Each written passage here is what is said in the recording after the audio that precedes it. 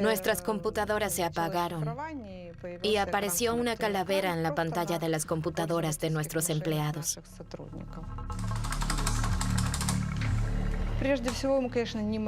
Al principio, lógicamente, no podíamos creer que fuera un error de nuestro programa. El principal producto de la empresa, Midoc, un software para la transmisión de datos fiscales. Se escogió un programa utilizado por casi todas las empresas de Ucrania. Llamamos a la policía de delitos informáticos, pero no vinieron. Finalmente fui yo misma. Presenté una denuncia y les dije, están obligados a reaccionar. Pero ya era demasiado tarde. Desde aquí los atacantes propagan su malware por millones de computadoras. Nombre del virus, NotPetya.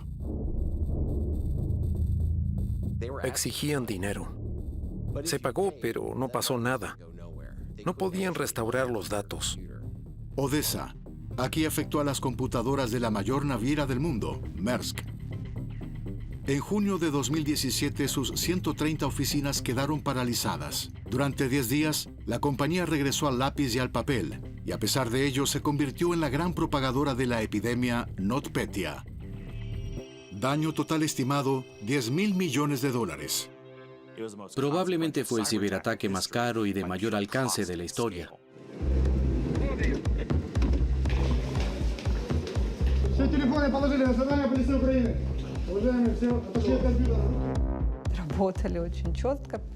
Vinieron, cumplieron con su deber y nos arrestaron a todos. Por la noche sacaron 150 servidores. Todo lo que tenía la empresa. Un software convertido en arma, programado por un grupo invisible de hackers llamado Sandworm. Cuando empezamos a informar sobre Sandworm, casi nadie nos escuchó. NotPetya fue una maniobra de distracción con la que querían ocultar su poder sobre Europa y América. Se camuflaron como criminales. Durante años me preguntaron, ¿cuántas personas hay detrás de eso? Me asombró cuando supe que eran un puñado.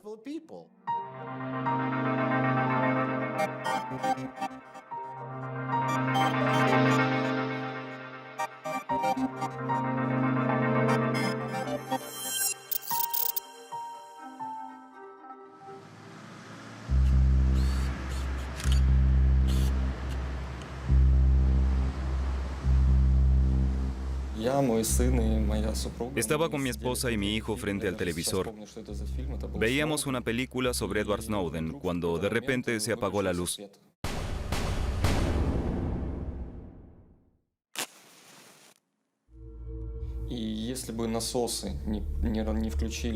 Después de 1 hora y media sin electricidad, el agua se habría congelado y las bombas habrían estallado. Un desastre que habría requerido 6 meses de reparación. A los técnicos de la compañía estatal de electricidad Ukrenergo les tomó 1 hora volver a accionar los interruptores mecánicos, justo a tiempo para evitar daños. El incidente no fue una casualidad, sino obra del grupo Sandworm. No conocemos a esa gente. No conocemos sus nombres ni a sus clientes. Pero no lo hacen por diversión. Se les paga por ello.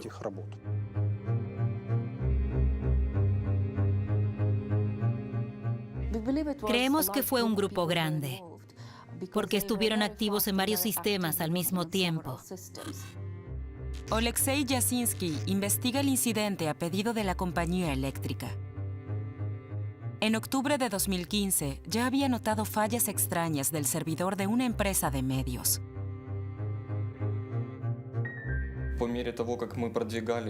Cuando revisamos los archivos de registro de las computadoras, nos dimos cuenta de lo peligroso que era. Los hackers habían estado meses penetrando en las redes ucranianas, espiando empresas e instituciones y colocando programas malignos. Explorar una infraestructura ajena es como caminar a ciegas por una casa. El atacante se mueve de una red a otra, abriendo una puerta tras otra, hasta llegar al punto neurálgico que buscaba, la habitación oculta, por así decirlo. Encuentran el servidor SCADA. Desde aquí, la computadora accede directamente a las máquinas de las instalaciones.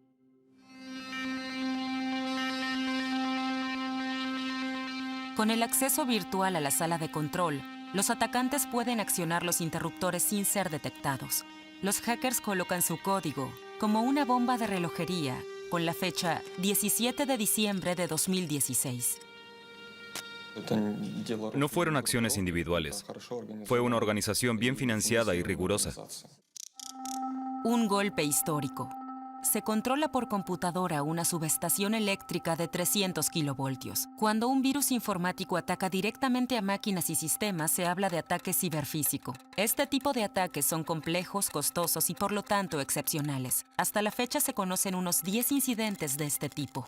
El primero ocurrió en 2009, cuando Estados Unidos e Israel introdujeron el virus Stuxnet en instalaciones nucleares iraníes. Destruye 1000 centrifugadoras en una fábrica de enriquecimiento de uranio. Un golpe con consecuencias físicas. Stuxnet eclipsa todos los ciberataques conocidos hasta ese momento y abre la caja de Pandora. A partir de entonces, muchos países crean verdaderos ciberejércitos. Desde entonces, todos desean disponer de la capacidad para realizar esos ataques perjudiciales y destructivos.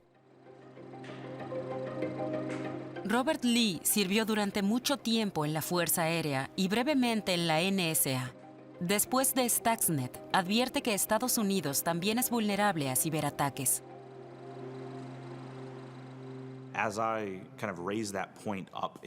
Cuando lo mencioné en el Departamento de Defensa, la reacción fue: ¿qué son los sistemas de control? Bueno, dependemos de ellos todo el tiempo. Pero nosotros no usamos la misma tecnología que Irán, ¿verdad? Por supuesto que lo hacemos. Está en todas partes. Entonces, les quedó claro. Si nosotros explotamos los puntos débiles de los demás, nuestros propios sistemas son igualmente vulnerables.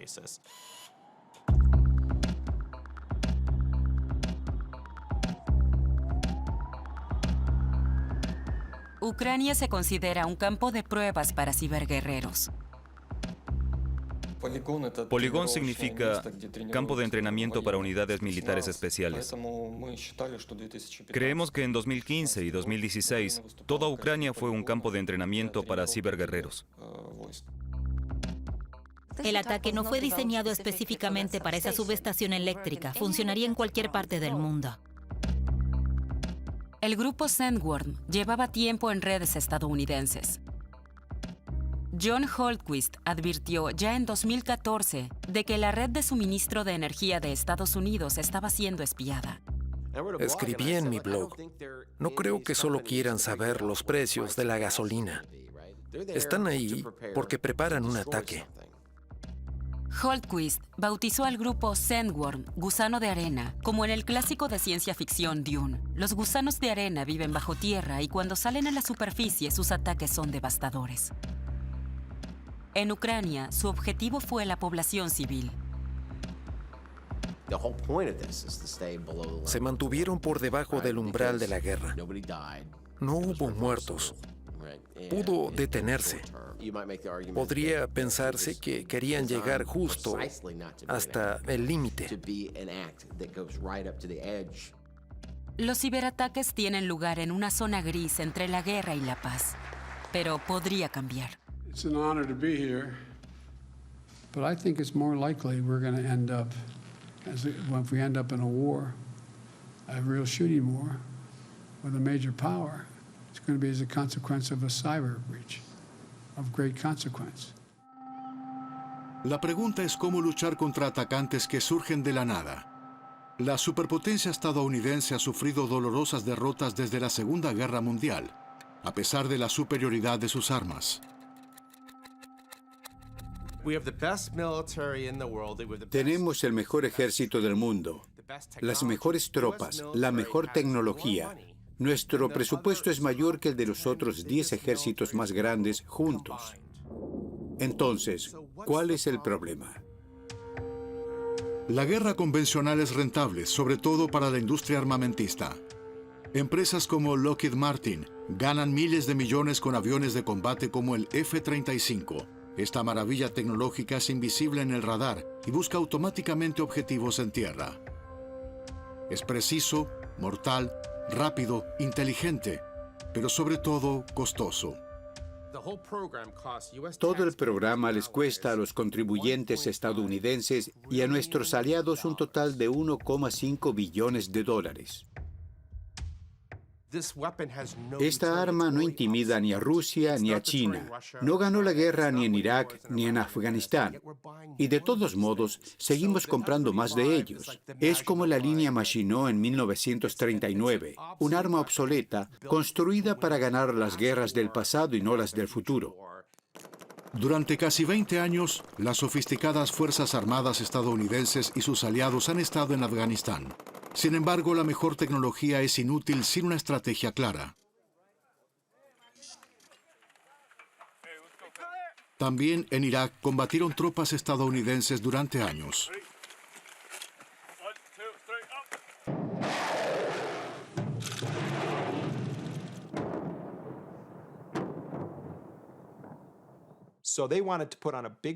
Querían montar un gran espectáculo. Los estadounidenses cruzan la frontera en tanques hacia Bagdad para derribar a Saddam Hussein. Esto incluía el derribo escenificado de su estatua en abril de 2003. La guerra convencional era un espectáculo cuidadosamente preparado.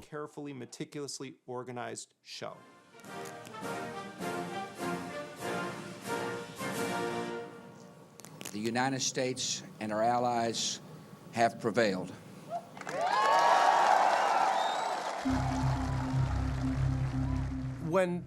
Cuando descubrieron que no todo sería paz, alegría y panqueques, los políticos tuvieron tres opciones terribles.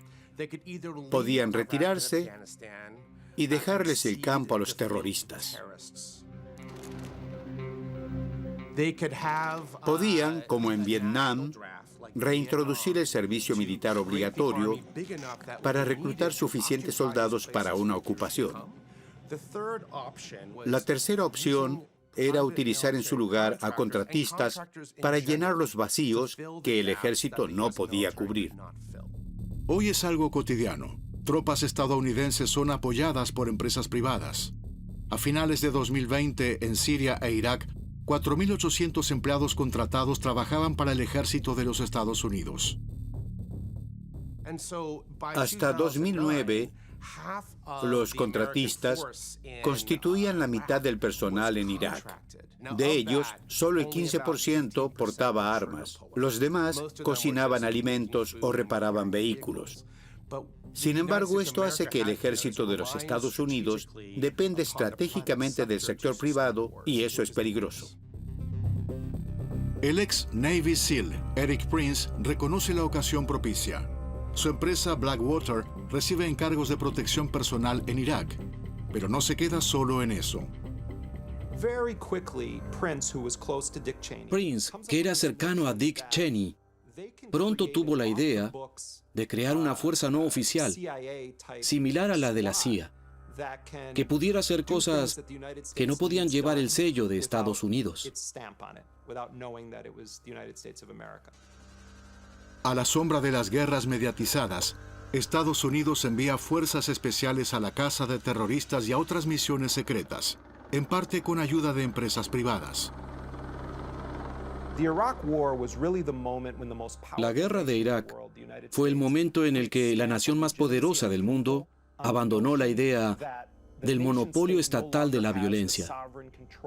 A partir de ahí, era legítimo que veteranos estadounidenses ofrecieran al mejor postor su capacitación y experiencia financiadas por los contribuyentes. Por entonces, el veterano Sean McFate estudiaba en Harvard. Iba por el campus. Llegaba tarde a un curso de estadística comercial cuando recibí una llamada. No sabe quiénes somos, pero nosotros sabemos quién es usted. tenemos un trabajo para usted en África. ¿Podría pensar en dejar Harvard? Le pagaremos un vuelo para vernos en Texas. Allí podremos hablar. En la década de 1990, Sean McFate había sido paracaidista en el ejército estadounidense. Después estudió ciencias políticas en la Universidad de Élite de Harvard. Así que pensé, exámenes parciales aquí o un misterioso trabajo en África. Así que dejé Harvard y me fui a África por 3 años.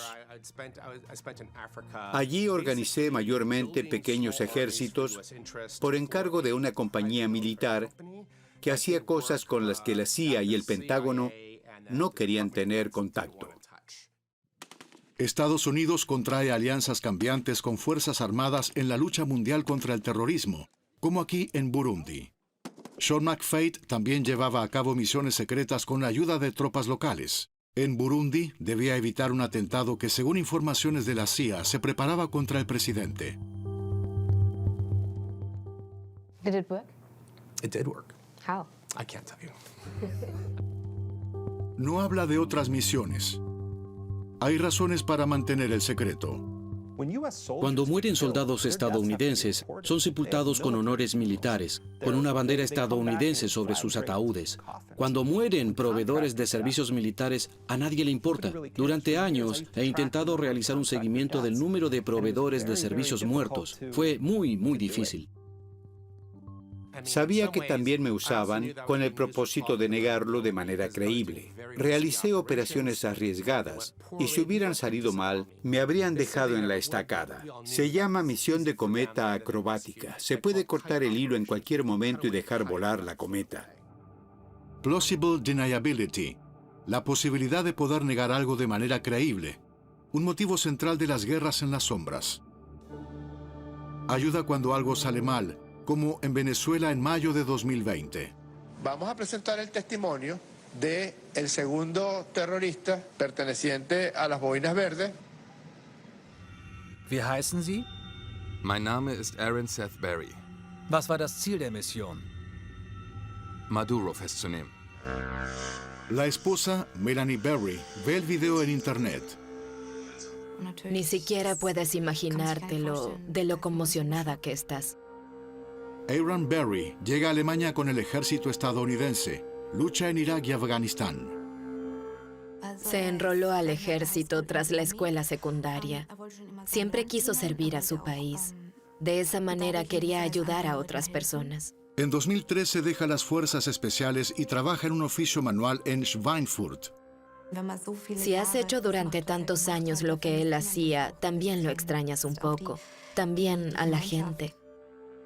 A fines de 2019 es reclutado para una misión secreta en Colombia. En la frontera con Venezuela, un laberinto de narcotraficantes, espías y funcionarios corruptos, Berry se entrena con ex colegas de las fuerzas especiales y soldados venezolanos desertores para derrocar al gobierno en Caracas. Debían colaborar para llevar al poder al presidente interino Juan Guaidó. Él no era presidente. Él solo andaba por ahí diciendo, «Hey, soy el presidente legítimo». Hubo muchas reuniones, diplomacia a la sombra, y también hubo poderosos exmilitares y exagentes de inteligencia de Venezuela que susurraban a Guaidó al oído, «Hey, podemos detener con mercenarios a Maduro». Sin embargo, el gobierno venezolano lo sabe desde hace mucho. En la televisión estatal se presentan incluso los nombres de los soldados de Fortuna, Luke, Aaron y Jordan. Jordan Goodrow, con quien Berry coincidió en las fuerzas especiales, envía a su antiguo camarada a una misión desesperada.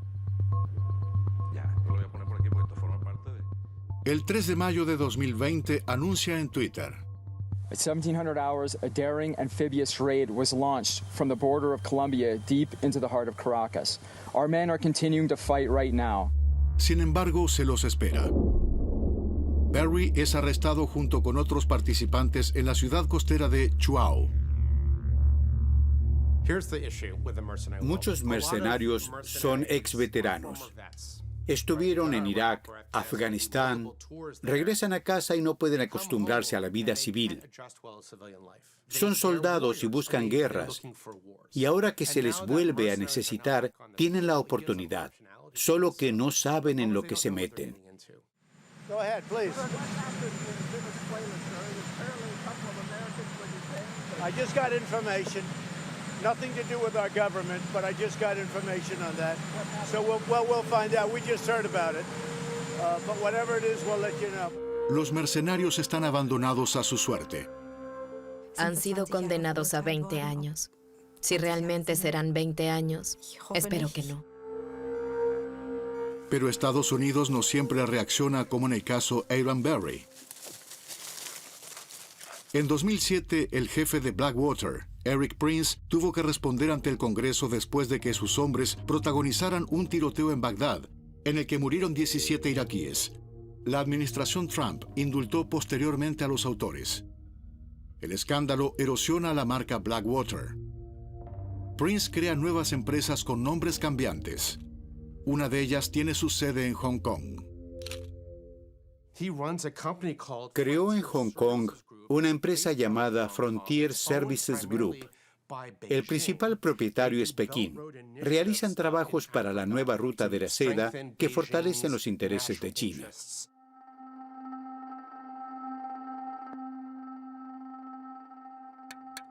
Así que Eric Prince, Mr. Capitán América, el ultrapatriota, hace negocios con gente poderosa relacionada directamente con el Comité Central del Partido Comunista en China.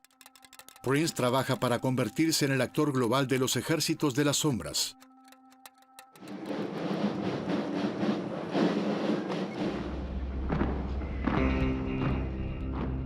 El negocio es internacional. Moscú también puede recurrir a veteranos bien entrenados. Rusia siempre ha trabajado con mercenarios, especialmente en la era Putin. Él viene de la KGB, envió agentes por todo el mundo, exactamente como la CIA. Nada de eso es nuevo. Lo nuevo es la tecnología. En el pasado, los espías buscaban gente minuciosamente para controlarla como sicarios. Hoy esos sujetos tienen sitios web. Como el grupo ruso Wagner. Creada en 2014, esta empresa militar está presente en muchas regiones en conflicto, también en Siria. Allí las unidades rusas y estadounidenses arriesgan una peligrosa cercanía. En 2018, tropas estadounidenses y sus aliados kurdos operaban en esta región rica en petróleo al este del Éufrates. La orilla oeste está bajo el control del gobierno de Assad, con el apoyo de Rusia e Irán. En la noche del 7 de febrero de 2018, más de 100 mercenarios habrían cruzado el río y fueron atacados por Estados Unidos.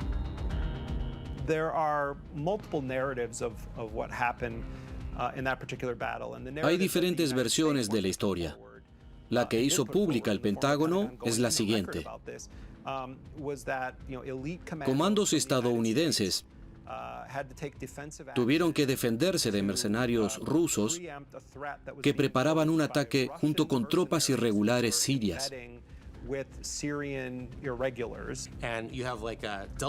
Delta Force, Marines, Boinas Verdes y sus aliados kurdos se encontraban en una posición defensiva cerca de un campo de gas y pidieron apoyo. Bombarderos B-52, F-15, AC-130, helicópteros Apache, drones, misiles, de todo. Las fuerzas aéreas estadounidenses informan al mando ruso del inminente ataque aéreo. Se nos informó directamente que allí no había rusos. Dijeron, no son nuestra gente. Algunos mercenarios habrían sido evacuados por aire después del combate. Rara vez he visto una gran cantidad de mercenarios en un conflicto. Por lo general solo actúa un puñado, que envía combatientes locales o mercenarios de otro país a la batalla como carne de cañón. Algunos de los combatientes heridos fueron llevados al día siguiente a hospitales locales. Se desconoce el número exacto y la nacionalidad de los mercenarios involucrados. Ningún bando está interesado en la transparencia. La razón por la que no terminó en la Tercera Guerra Mundial es que tanto Moscú como Washington podían despachar el asunto diciendo que solo eran mercenarios. Como la guerra se libra cada vez más en las sombras, usan mercenarios para hacer el trabajo. En Ucrania tampoco se libra una guerra convencional. Desde los disturbios del Maidán, a menudo se han realizado operaciones encubiertas. El conflicto comenzó en invierno de 2013 con protestas contra el presidente Yanukovych. La policía emplea balas de goma, gases lacrimógenos y finalmente munición real. Pero los manifestantes no se rinden durante todo el invierno. En febrero de 2014, Yanukovych se va. Moscú pierde un aliado. Poco después, unidades rusas comienzan la anexión de la península de Crimea.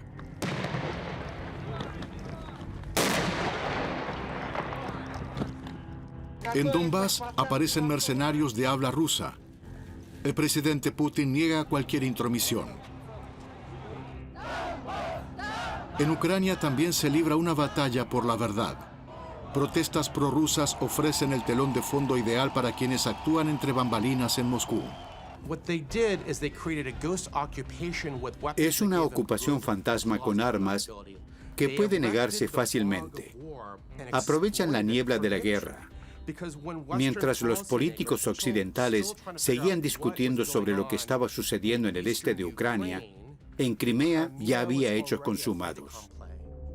Una guerra no declarada entre este y oeste, librada con mercenarios, operaciones encubiertas y también por ciberguerreros.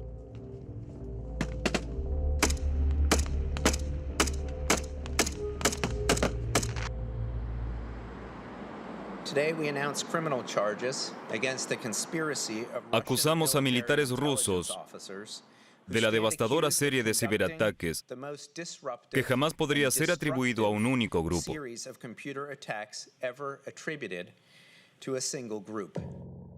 El Departamento de Justicia de Estados Unidos acusa a 6 miembros de una unidad del Servicio de Inteligencia Militar, GRU, de estar detrás del grupo de hackers Sandworm. Desde su sede, a la que denominan Acuario, desarrollan armas digitales para una zona gris entre guerra y paz. Rusia es un mercado en la sombra para hackers y potenciales mercenarios. Actualmente Rusia tiene los mayores talentos y todos cometieron delitos, de modo que el Estado tiene control absoluto sobre ellos, porque o hacen lo que les dicen o van a la cárcel, y las cárceles rusas no son agradables. Lo que probaron los hackers en Ucrania se repite posteriormente en Estados Unidos. Los ciberatacantes rusos penetran en una empresa de software de Texas. SolarWinds es una empresa de la que la mayoría de la gente nunca ha oído hablar, pero está en todo el mundo. Decenas de miles de empresas la utilizan. Imagínense, los hackers podrían espiar a cualquiera de ellas a voluntad. El ataque al operador del oleoducto colonial mostró cuán vulnerable es la infraestructura crítica de Estados Unidos. En mayo de 2021, un ransomware ruso bloqueó la empresa. Las estaciones de servicio se quedaban sin gasolina. La empresa paga $4,4 millones de rescate por sus datos. Fue la decisión más difícil en mis 39 años en la industria energética. Estados Unidos no es solo víctima. Tiene su propia ciberarmada. El servicio de inteligencia NSA desarrolla lo que denominamos exploits. Busca el talón de Aquiles en programas para penetrar en redes ajenas. Una de esas herramientas se llamaba Eternal Blue, programada para atacar el sistema operativo más extendido del mundo, Microsoft Windows. Sin embargo, la NSA perdió el control de su propia arma cibernética. Hackers desconocidos copiaron Eternal Blue y lo difundieron en Internet. Reaparece poco después como parte de NotPetya, el devastador ciberataque en Ucrania. NotPetya se volvió aún más eficaz con Eternal Blue. Para los ataques, usó una serie de vulnerabilidades. La NSA había desarrollado exploit y estaba sorprendida de lo bien que funcionó. Los exploits se utilizan para cualquier tipo de ataque, espionaje, extorsión o sabotaje. Existe un mercado creciente para este tipo de software agresivo. Manuel Atug es miembro de Chaos Computer Club y especialista en protección de infraestructura crítica. Este es, por ejemplo, un proveedor para el comercio de exploits, es decir, compran vulnerabilidad y lagunas de seguridad, o también exploits ejecutables, es decir, el uso indebido de esa vulnerabilidad. Este distribuidor ofrece hasta $2,5 millones por un exploit para teléfonos inteligentes Android. Es legal, pero por supuesto es una situación éticamente discutible. Y si se supiera que, por ejemplo, un disidente fue perseguido en algún país por ese exploit que tú habías vendido, pasarías un mal momento. Como en 2015, en el caso de la abogada mexicana Carla Michelle Salas Ramírez. Bueno, íbamos camino a una reunión. Me llegó un mensaje de un teléfono X. Decía: Carla, mi familia y yo estamos devastados. Mi padre acaba de morir. Te envío la dirección donde lo vamos a velar. Entonces le di clic al link y pues simplemente no pasó nada. Eso parecía. Sin embargo, con ese clic se introdujo el software denominado Pegasus en el móvil. Interviene en el teléfono por completo. Es decir, puedo encender el micrófono, puedo tomar fotos, puedo acceder a todos los datos. Se está a merced del atacante. El programa fue desarrollado por NSO Group, una empresa israelí fundada por ex agentes del servicio secreto. Pegasus se exporta, por ejemplo, a México, Hungría y Arabia Saudita. NSO Group desarrolla sus productos para combatir a terroristas. Sin embargo, quién es terrorista lo decide el cliente. El caso más conocido, el periodista Jamal Khashoggi. Antes de ser asesinado en el consulado saudí de Estambul en 2018, los teléfonos de sus contactos fueron infectados con Pegasus. México es uno de los mayores clientes del mercado de software espía, supuestamente porque el Estado quiere espiar a los cárteles de la droga. Tiroteos, asesinatos, personas desaparecidas son hechos cotidianos. La mayoría de los crímenes quedan sin resolver. Cuando fue hackeada, la abogada Carla Salas trabajaba en un caso de asesinato múltiple. Entre las víctimas, el fotoperiodista Rubén Espinosa y la activista de derechos humanos Nadia Vera, de Veracruz. Señalaron en su momento que habían salido del estado de Veracruz por una serie de amenazas, actos de hostigamiento directamente realizadas desde el gobierno de esa entidad federativa. En 2018, el gobernador del estado, Javier Duarte, es condenado a 9 años de prisión por asociación delictuosa. Es claro que la delincuencia organizada en este país ha infiltrado y está, digamos, en las propias estructuras del poder público y que el Estado básicamente se enfocó en perseguir, en espiar a quienes le resultaban incómodos, que son justamente periodistas y personas que nos dedicamos a la defensa de los derechos humanos. Quienes como Carla Salas defienden a las víctimas también se convierten en blanco. En México y en todo el mundo, periodistas, opositores, políticos son espiados por medio de Pegasus. Ahora su instalación ya no se realiza a través de un enlace, sino de forma completamente inadvertida. Una llamada perdida es suficiente para infectar el teléfono. Sin embargo, también teléfonos móviles que no han sido hackeados pueden representar una amenaza. La inteligencia militar es capaz de descubrir fácilmente dónde se encuentra el propietario de un celular y puede producirse un ataque en cualquier lugar con drones. Provincia de Hadramut, este de Yemen. La localidad Hashamir. El 29 de agosto de 2012, 3 misiles Hellfire matan a 5 hombres. Khaled bin Ali Jaber es uno de los primeros testigos en la escena del crimen. Se escucharon unas explosiones tremendas. Vimos cadáveres y sangre por todas partes. Los abogados de las familias de las víctimas intentan averiguar por qué drones estadounidenses atacaron este lugar y por qué en ese momento.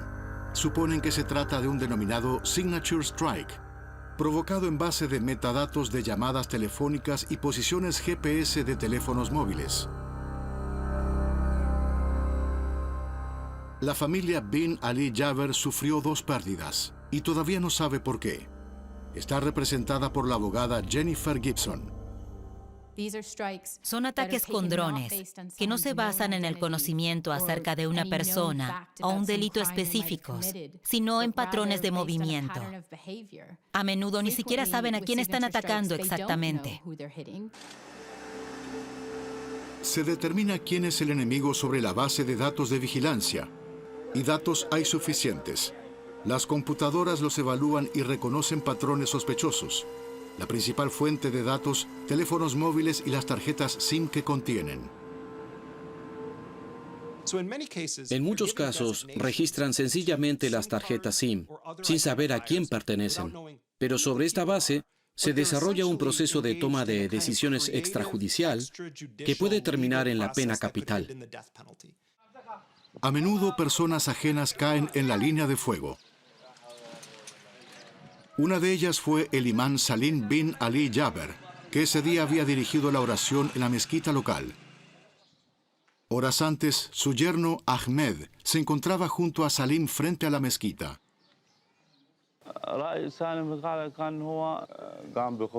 La opinión de Salim sobre Al-Qaeda era clara. En esta mezquita criticaba los asesinatos que comete ese grupo. Ese día, 3 desconocidos buscan al imán, que había denunciado públicamente a Al-Qaeda. El joven policía Walid bin Ali Jaber se entera de ello.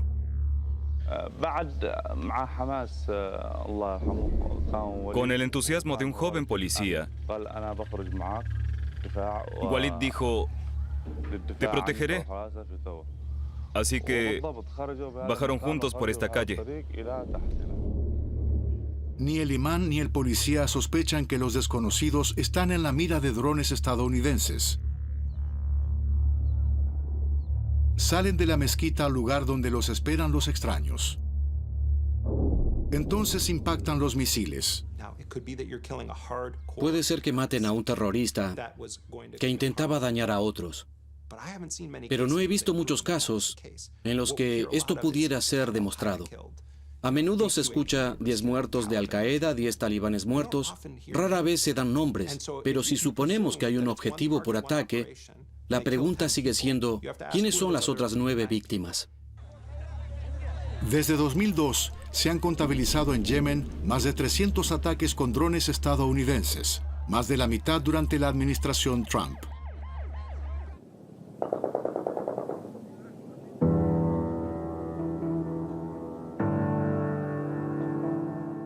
En agosto de 2021 termina sin pena ni gloria una guerra convencional.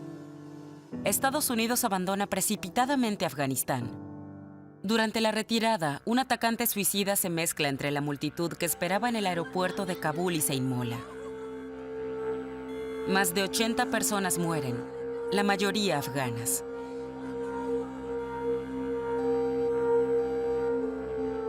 También son asesinados 13 marines estadounidenses. En represalia, el presidente Joe Biden ordena de inmediato un ataque. Un dron dispara contra un objetivo en medio de Kabul, supuestamente un coche bomba de Estado Islámico. Más tarde, el ejército estadounidense admite que la información de inteligencia había sido errónea. El ataque mató a 10 civiles, entre ellos 7 niños. Todo es un videojuego y todos tenemos juguetes para ello, pero China también, y Rusia e Israel. Este es el mundo que hemos creado. Al menos 18 estados disponen de drones equipados con armas. Son dirigidos por control remoto, sin una orden judicial, sin declaración de guerra y a veces casi sin dictamen humano. Drones autónomos buscan su objetivo automáticamente. Fire and forget. Dispara y olvida. Sobre Libia, por ejemplo, vuelan drones de al menos 4 naciones. En tierra combaten mercenarios y milicias. Muchos de ellos pagados y reclutados en el extranjero. La guerra clásica está siendo reemplazada cada vez más por guerras en la sombra.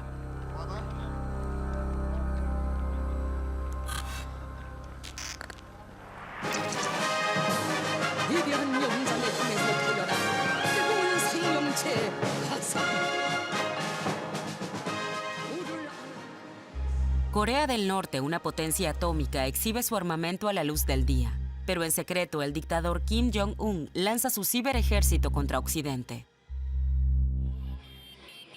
Desde hace décadas, Irán e Israel libran una guerra en la sombra, con atentados, sabotajes, ataques con cohetes y asesinatos, que en general pueden negarse fácilmente. Las empresas militares se benefician de la tendencia a la guerra encubierta.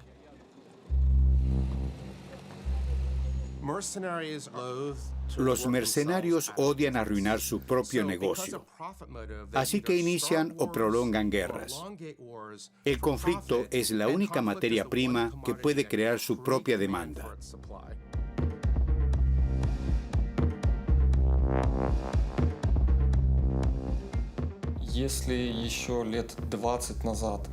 Hace 20 o 30 años, la cibercultura era una cultura punk. Hoy ha cambiado radicalmente.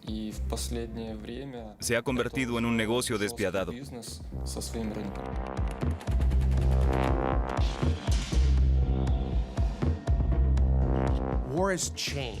La guerra ha cambiado. No se trata de potencia de fuego. Lo decisivo hoy son armas cuyo uso pueda negarse. Las guerras en las sombras se extienden en todo el mundo y en el ciberespacio. Y al parecer es imparable.